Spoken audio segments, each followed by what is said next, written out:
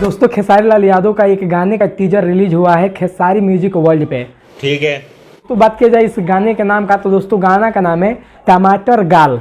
दोस्तों खेसारी लाल यादव ने अपने लाइव में बोला था, फिलहाल का जो लाइव था उसमें बोले थे कि ये गाना दढ़िया बढ़िया लगेला, उससे भी बड़ा होने वाला है, मतलब बहुत अच्छा होने वाला है।